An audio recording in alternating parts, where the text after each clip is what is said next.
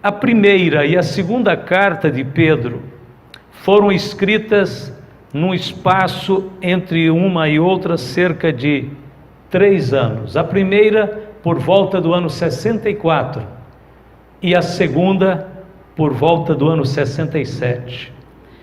Eram tempos de grandes perseguições, movidas naqueles dias pelo imperador romano Nero, sendo que o próprio Pedro, cerca de 68, seria martirizado em consequência das perseguições do Império Romano. Pedro escreveu aos cristãos, aos irmãos que viviam dispersos por todo o Império Romano e que, por não associarem àquela sociedade, aos vizinhos que viviam ao seu redor, que eram pessoas, naquela época, era um mundo extremamente idólatra, pagão, dado a bebedices, luxúrias. Naquela época havia festivais de embriaguez, de imoralidades. Então os cristãos viviam separados dessas atividades, não participavam dos teatros, dos circos, das arenas onde os gladiadores lutavam. Não, os cristãos ficavam separados de tudo isso. Só que isto faziam com que os não cristãos ficassem com raiva deles. Não era fácil viver numa época em que ser honesto, temente a Deus, era ser classificado no mesmo nível de um ladrão, de um malfeitor, de um criminoso. Mas esta era a situação daqueles dias. Dentro da epístola, Pedro, embora escrevendo numa época tão difícil, tão pesada como essa, ele usa palavras como alegria, graça, glória, e é claro, ele usa também a palavra sofrimento. Lá nos evangelhos, nós vemos um Pedro impulsivo, inconstante e fraco, mas aqui na epístola você vê um Pedro tranquilo, confiante, cheio de coragem, e a sua coragem aqui está claramente purificada e fortalecida pelo Espírito Santo de Deus. Era um homem que tinha passado pelo processo divino da transformação e do milagre espiritual. Então você vai ver um Pedro aqui capaz de dar conselhos e orientar os cristãos que chegavam naqueles dias à igreja. Pedro, nesse tempo aqui, começou a ser conhecido como o apóstolo da esperança. Assim como João era o apóstolo do amor, Paulo o apóstolo da fé, Pedro é o apóstolo da esperança, pelo fato que ele emprega muitas vezes a palavra esperança na sua epístola. Este maravilhoso apóstolo escreveu palavras animadoras a todos os que são perseguidos por causa da sua fé em Cristo. E nós vamos destacar algumas palavras, como a primeira que aparece logo no versículo número 7 do capítulo 1. Vamos voltar então para dar uma olhada nele. Está escrito assim: para que a prova da vossa fé, muito mais preciosa do que o ouro que perece e é provado pelo fogo, se ache em louvor e honra e glória na revelação de Jesus Cristo. Aqui ele menciona a fé e chama esta fé de fé preciosa. A fé preciosa que Pedro refere-se aqui é a fé que Deus colocou em nosso coração. Vamos ver por quê. Pedro considera que a fé que já foi provada e continua confiante é uma fé altamente valiosa. O apóstolo Pedro está falando desse tipo de fé. Assim como o ouro é testado no fogo, a fé é testada no sofrimento. E nos dois casos, o teste não é para destruir, mas é para autenticar a genuinidade, o valor. No grego, a palavra prova é dóquimo. termo provar significa confirmar o valor, verificar a autenticidade. Então a prova pela qual você passou era um teste de validade. Portanto, se alguém foi provado e permaneceu firme, então a fé desta pessoa recebe o seguinte selo: fé preciosa. Para que a prova da vossa fé é muito mais preciosa do que o ouro que perece e é provado pelo fogo. Aí vem: se ache primeiro em louvor, segundo, honra, terceiro, glória, na revelação de Jesus Cristo. Vamos repetir as 3 palavrinhas depois de mim: louvor, honra, glória. Estas 3 palavras denotam, indicam os méritos de uma fé que foi provada e se acha agora em louvor. Primeiro, vamos ver essa questão do louvor. Em 1 Coríntios, capítulo 4, verso de número 5, o apóstolo Paulo está falando do tribunal de Cristo, onde o Senhor vai recompensar os seus discípulos. A salvação é a maior recompensa, mas dentro do céu haverá outras recompensas. Então aqui fala, Paulo diz: portanto nada julgueis antes de tempo, até que o Senhor venha, o qual também trará à luz as coisas ocultas das trevas e manifestará os desígnios dos corações, e então cada um receberá de Deus o louvor. Aqui está a primeira etapa dos méritos da fé. A Bíblia diz que primeiro o louvor. Todos receberão pelo menos um louvor. Aliás, de Deus um só é muito, né?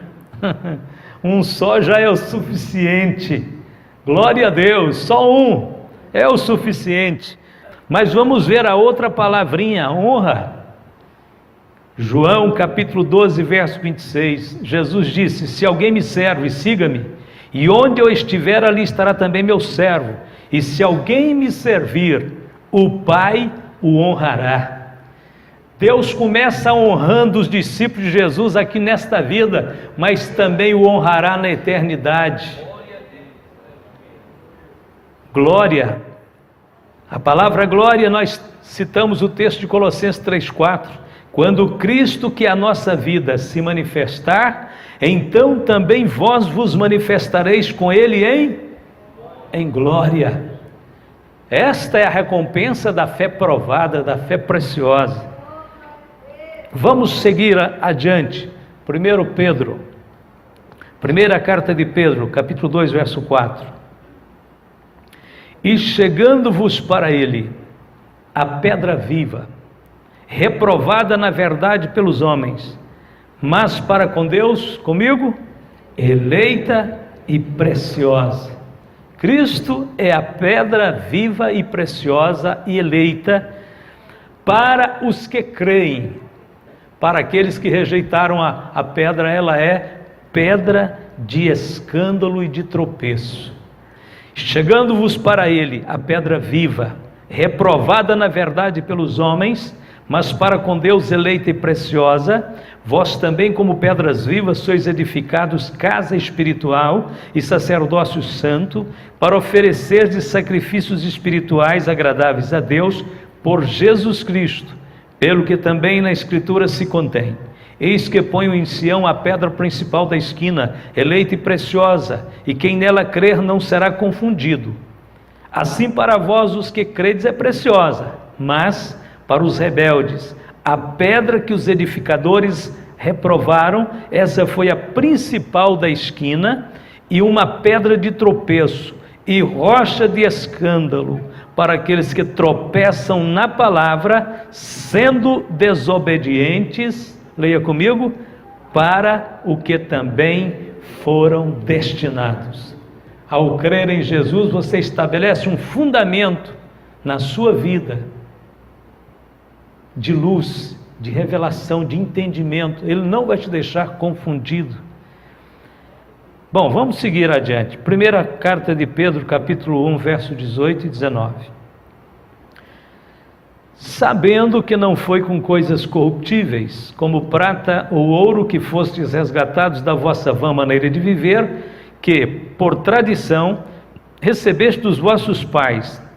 Agora comigo, vamos lá.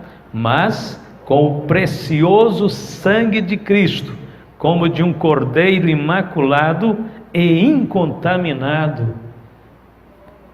Precioso sangue, glória a Deus.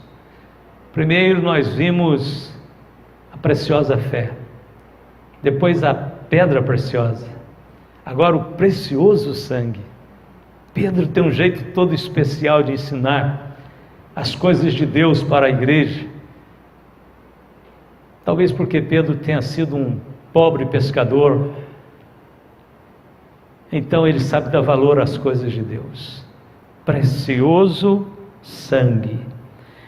Queridos irmãos, nós temos o precioso sangue de Jesus, glória a Deus.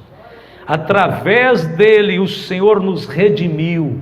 Da onde e de quê? A Bíblia diz: da nossa vã maneira de viver. Resgatar aqui é redimir, é pagar com preço suficiente para tirar aquele escravo da condição em que ele estava, dar a ele a liberdade. Jesus usou o seu precioso sangue para nos tirar da vida fútil, sem sentido, pobre que nós vivíamos. Existem 4 palavras na Bíblia para falar da redenção. A primeira palavra é a palavra grega lutrô, e a ênfase desta palavra é exatamente na liberdade, o que ela traz para o homem. Esta palavra lutrô é a palavra de 1 Pedro, capítulo 1, verso 18 e 19. A segunda palavra é a que está em Atos 2, 20 e 28. Olhai, pois, por vós e por todo o rebanho, sobre que o Espírito Santo vos constituiu bispos, para apacentardes a igreja de Deus, que ele resgatou. Tem uma outra tradução, diz que ele comprou. Peripoi. Essa palavra grega, ela aponta para aquele que agora é o dono da sua vida. O resgate do sangue aqui te torna propriedade de Deus. Lá fala, te torna livre. Aqui sabemos que livre para ser de Deus. E a próxima palavra é a que aparece em Apocalipse capítulo 5, verso 9. E cantavam um novo cântico dizendo: digno és de tomar o livro, de abrir os seus selos, porque foste morto e com teu sangue compraste para Deus homens de toda a tribo e língua e povo e nação. Esta palavra aqui já é a palavra agorazo. Agorazo é um substantivo que tem uma raiz na palavra ágora. Ágora era uma palavrinha conhecida lá na Grécia. Ágora referia-se ao mercado de escravos. Em Apocalipse aparece a palavra compraste, a palavra é agorazo, ou seja, libertos do lugar da escravidão. Ela enfatiza a horrível condição do lugar de onde nós fomos comprados. A ênfase é que o lugar era muito pobre, era muito ruim, mas Deus nos comprou desse lugar pobre, ruim, fracassado. Nós não estamos mais em um lugar de fracasso, mas em um lugar de vitória. Mas em todas estas coisas somos mais do que vitoriosos por aquele que nos amou. E a última palavrinha, eu disse que era 4, é a que aparece em Gálatas, capítulo 3, verso 3, onde lemos: Cristo nos resgatou da maldição da lei, fazendo-se maldição por nós, que for pendurado no madeiro. Aqui a palavra hexagorazo. Hexa, selou para você a liberdade. Você está fora desta vida fútil, desta vida pobre, você está fora dela. O sangue precioso garante que nós não vamos voltar para lá mais. Glória a Deus. E esta liberdade sua é garantida pelo sangue precioso. Glória a Deus. 1 Pedro 3, verso 1 em diante. Semelhantemente vós, mulheres, sede sujeitas ao vosso próprio marido, para que também, se algum não obedece à palavra, pelo procedimento de sua mulher seja ganho sem palavra, considerando a vossa vida casta em temor, o enfeite delas não seja o exterior, no frisado dos cabelos, no uso de joias de ouro, na compostura de vestes, mas o homem coberto no coração, no incorruptível trajo, comigo agora, de um espírito manso e quieto, que é precioso diante de Deus. Pedro agora nos apresenta um espírito precioso. Originalmente Pedro está falando aqui com as mulheres, e ele está tratando de um assunto que as mulheres gostam de conversar: beleza. Claro que a Bíblia em lugar nenhum mande que você descuide de sua aparência exterior, mas enfatiza que a beleza interior deve ser cuidada de forma rigorosa, de forma constante. E é isso que Pedro está falando. Ele mostra aqui que a verdadeira beleza feminina não é a do exterior, de formas, roupas elegantes, joias, penteados, mas de um espírito manso, de um espírito quieto, que é precioso diante de Deus. A beleza externa muda, passa com a idade, mas a beleza interna nunca desaparece. Aliás, ela tem todas as possibilidades com o tempo de ficar cada vez mais destacada. A beleza interior, a beleza da alma, do espírito. E é esta beleza que exige bem mais cuidado e esmero. A mulher crente sabe cuidar de si, sem deixar de estudar a Bíblia, sem deixar de praticar a obediência à palavra de Deus. Dessa forma, ela se tornará cada vez mais formosa no decorrer do tempo. Esta mulher cristã será discreta, modesta no seu apresentar exterior, mas claro, bem cuidada, mas muito mais no seu espírito, manso, quieto e precioso diante de Deus. Agora, esse princípio do espírito manso e quieto é também o mesmo para ambos os sexos. Paulo começa a falar com irmãs, mas ele termina falando com todo mundo. Olha como é que nós vamos ver isso aqui. Então olha o que ele diz no verso 8: e finalmente, sede todos de um mesmo sentimento, compassivos, amando os irmãos entranhavelmente, misericordiosos e afáveis, não tornando mal por mal ou injúria por injúria, antes pelo contrário, bendizendo, sabendo que para isto fosse chamados, para que por herança alcanceis a bênção. Porque quem quer amar a vida e ver os dias bons, refreia a sua língua do mal, e os seus lábios não falam engano. Aparte-se do mal e faça o bem, busca a paz, siga, porque os olhos do Senhor estão sobre os justos, e os seus ouvidos atentos às suas orações, mas o rosto do Senhor é contra os que fazem males. Então aí está a descrição para homens e mulheres. Como nós vamos colocar em evidência o Espírito novo que Deus nos deu pelo novo nascimento, o Espírito precioso que tanto honra a Deus.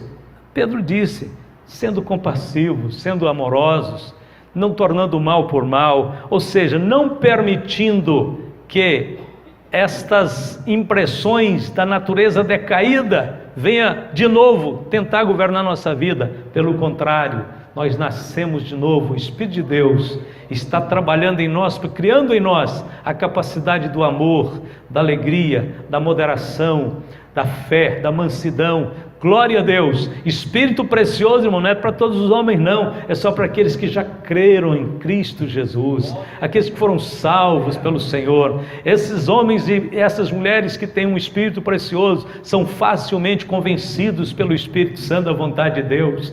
Nós não temos perigo de tomar um caminho errado e enveredar nele não, porque no primeiro passo que a gente dá às vezes num rumo contrário, o Espírito Santo falará conosco. Como o nosso espírito é o Espírito precioso, ele retorna rapidamente ao centro da vontade de Deus, ele atende a voz de Deus, ele escuta Deus, ele obedece a Deus. Glória a Jesus, glória a Deus. Segunda carta de Pedro, capítulo 1, então, versos 3 e 4, né, Maurício? É isto? É, exatamente. Corrigido, segundo Pedro. Segunda a Pedro, capítulo 3, verso 4, vamos lá. Visto como o seu divino poder nos deu tudo o que diz respeito à vida e piedade, pelo conhecimento daquele que nos chamou para a sua glória e virtude, pelas quais ele nos tem dado, vamos lá, grandíssimas e preciosas promessas, para que por elas fiqueis participantes da natureza divina, havendo escapado da corrupção que pela concupiscência há no mundo.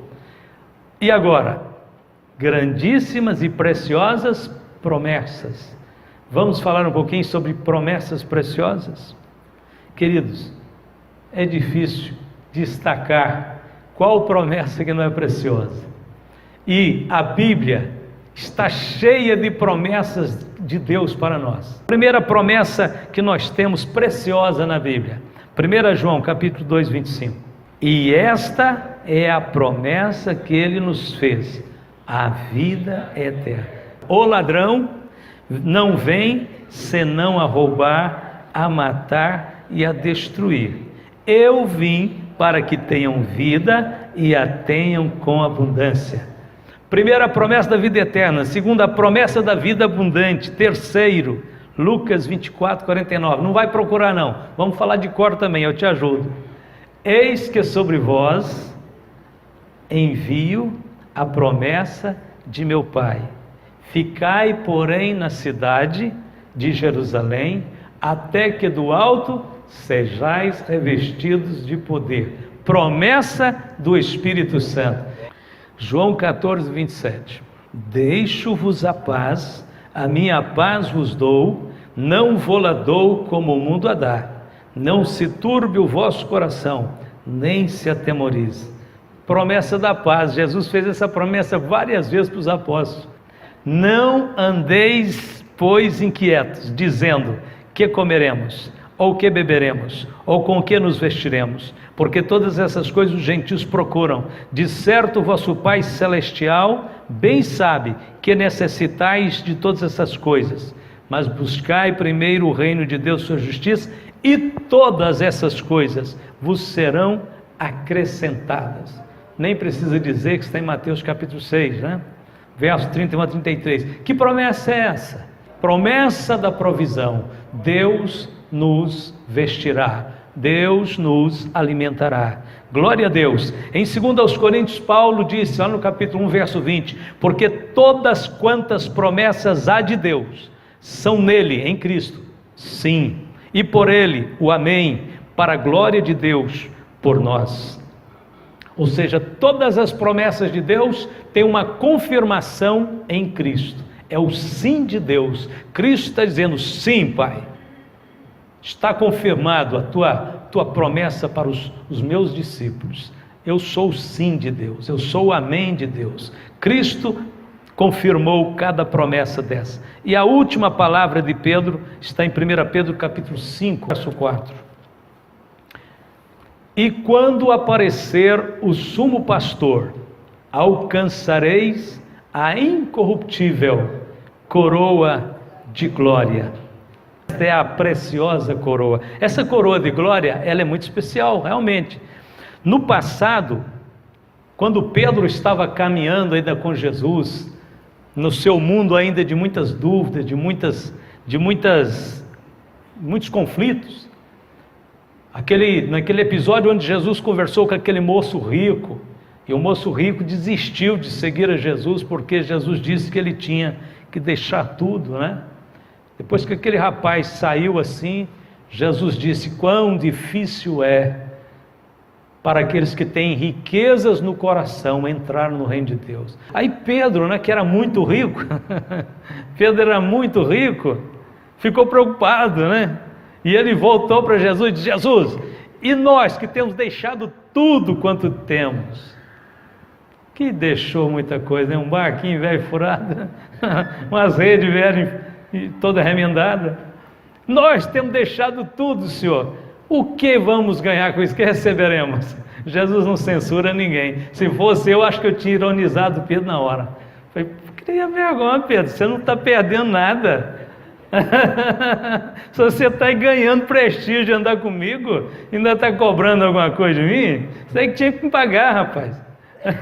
Mas Jesus não censura ninguém. Jesus olhou para o Pedro com toda a gentileza, certo? É igual uma criança que chega perto de você com uma perguntinha infantil, e as pessoas pensam que você vai rir dela, e você seriamente responde atentamente. Foi exatamente o que Jesus fez. Jesus atentamente olhou para Pedro e disse: olha, Pedro, vocês que têm deixado casa, pai, irmãos, amigos, por amor de mim, receberá nessa vida 100 vezes tanto, e no porvir a vida eterna.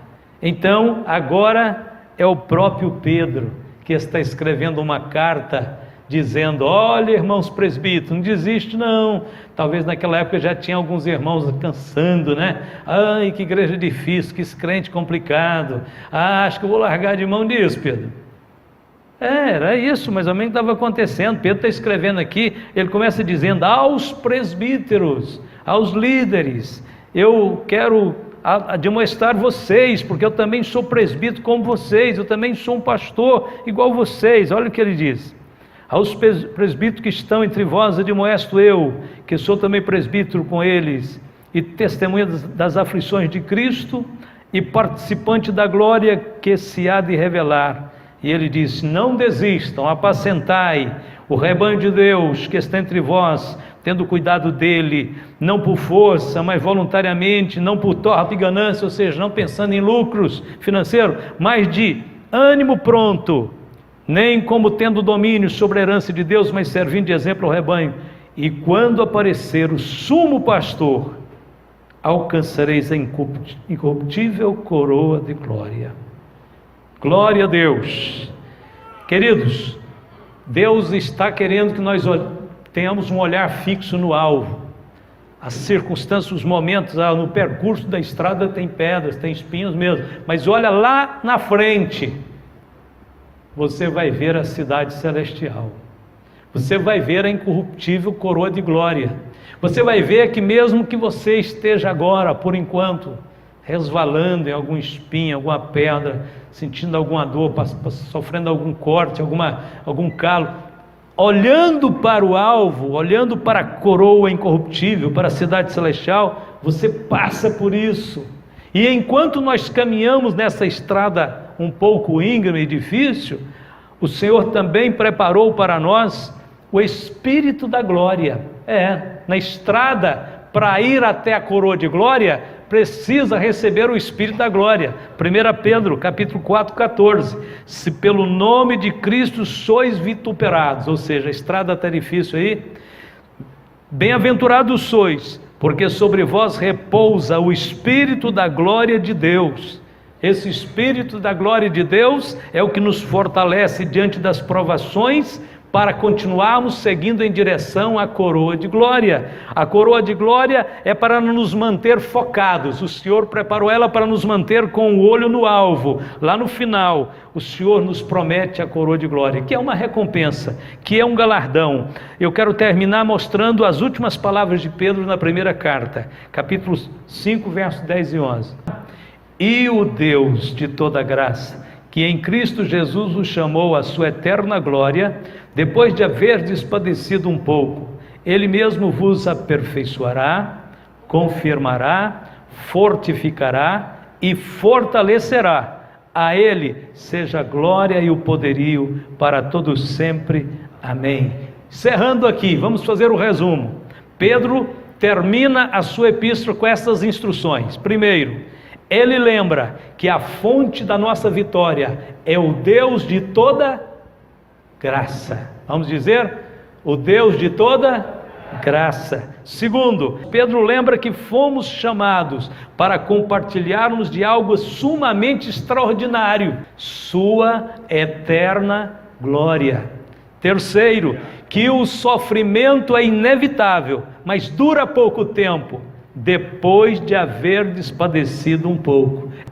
Quarto, ele nos lembra que a nossa vitória já está garantida. Aqui ele escreveu: o mesmo Deus, o Deus de toda graça, vos aperfeiçoará, confirmará, fortificará e fortalecerá. Então receba nesta hora a fortaleza de Deus. O Deus de toda graça está nos abençoando e nos renovando. Pedro iniciou a sua epístola, sabe como? Ele iniciou louvando. Ele começa assim dizendo: bendito, lá no verso 3, bendito seja o Deus e Pai de nosso Senhor Jesus Cristo. Que é isso? Louvor. Sabe como é que ele terminou? Louvando também.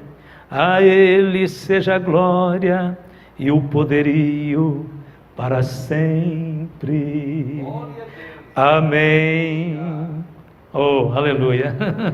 Eu não sou muito de transformar trechos da Bíblia em cântico, mas quem sabe fica bonito, né? Glória a Deus. Mas assim a epístola termina com louvor e agradecimento a Deus.